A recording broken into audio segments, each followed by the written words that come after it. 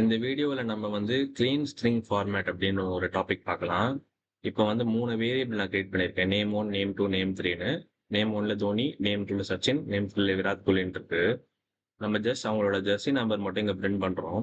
இப்படி நம்ம பிரிண்ட்டு நம்ம வேரியபிள் நேம் போட்டுட்டு நம்பர் போட்டோம்னா இந்த மாதிரி வருதா, தோனி, சச்சின், கோலி அப்படின்னு வருதா. ஆனால் இது பார்த்தீங்கன்னா அழகாக ஒரு ஃபார்மேட்டாகவே இல்லை. தோனி 7 கிட்ட வருது, விராட் கோலி 18. அது இந்த வேர்டோட லென்த் பொறுத்து நமக்கு அவுட்புட் அப்படியே லென்த் வேரி ஆகுதா, இது பார்க்க நல்லா இல்லை. இப்போ இந்த 7, 10, 18 இது எல்லாமே லைனாக ஒன்றா கொண்டு வரணும், ஃபார்மேட்டிங் பண்ண போகிறோம் அழகா. அப்படி நம்ம எப்படி பண்ண போறோம்னா, பிரிண்ட் கொடுத்துட்டு ஸ்மால் எஃப் ஒரு கேபிட்டல் எஃப் கொடுக்கலாம். நீங்க அதுக்கப்புறம் single quotation or double quotation போடலாம். இப்போ இதுக்குள்ள கேர்லி பிரேசஸ் யூஸ் பண்ணிட்டு நேம் 1 அப்படின்னு போட்டுட்டு கோலன் போட்டுட்டு எவ்வளோ விட்த்து, இப்போ இந்த ஸ்பேஸ் இருக்கு பார்த்தீங்களா, இந்த ஸ்பேஸ் வந்து எவ்வளோ விட்த்து எவ்வளோ ஸ்பேஸ் கொடுக்க போகிறோம் அப்படின்னு கொடுக்கறதுக்கு நான் ஒரு 20 அப்படின்னு தரேன். கொடுத்துட்டு 7 அப்படின்னு பிரிண்ட் பண்ணுறேன்.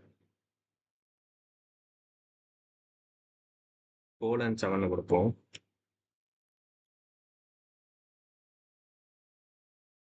ஓகே கைஸ், இப்போ இதே மாதிரி தானே மூணுத்துக்கும் இருக்க போகுது. ஸோ அதனால காப்பி பண்ணிடலாம். ஜஸ்ட் இங்கே 1க்கு பதிலாக 2,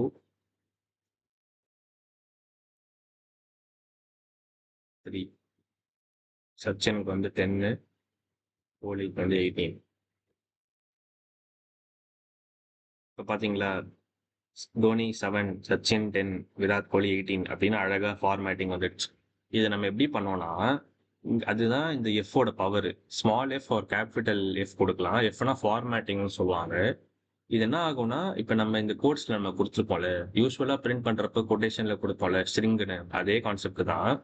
இப்போ இதில் வந்து நம்ம யூஸ்வலாக ஸ்ட்ரிங்குன்னு கொடுக்குறப்ப உள்ள என்னெல்லாம் இருக்கோ அது அப்படியே பிரிண்ட் ஆகிடுமா. அப்படி கொடுக்காம இந்த எஃப் நம்ம போட்டோம்னா உள்ள ஏதாவது வேரியபிள், இப்படி வேரியபிள் போட்டு அதை ஆக்சஸ் பண்ணணும்.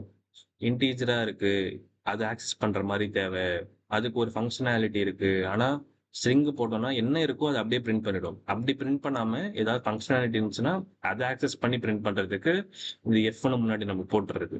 இதை நம்ம எஃப்னு போட்டுட்டு நம்ம கோட்ஸ் போட்டோம்னா அதுக்குள்ள என்னெல்லாம் ஃபங்க்ஷனாலிட்டி இருக்கோ அது எல்லாமே ப்ராப்பராக ஒர்க் ஆகும். இப்படி போட்டு தான் இந்த மாதிரி கேர்லி பிரேசஸ் யூஸ் பண்ணி வேரியபிள் நேம் போட்டு இந்த கோலன்ல பக்கத்துல நம்பர் கொடுத்தோம்னா எவ்வளோ விட்டு அப்புறம் பிரிண்ட் ஆகும் அப்படின்னு காட்டுவோம் இது. ஓகே கைஸ், இதுதான் கிளீன் ஸ்ட்ரிங் ஃபார்மேட். இது உங்களுக்கு புரிஞ்சிருக்கும்னு நினைக்கிறேன். ஓகே கைஸ், அது அது அடுத்த வீடியோக்கு பார்ப்போம். அது வரைக்கும் டாடா பாய்.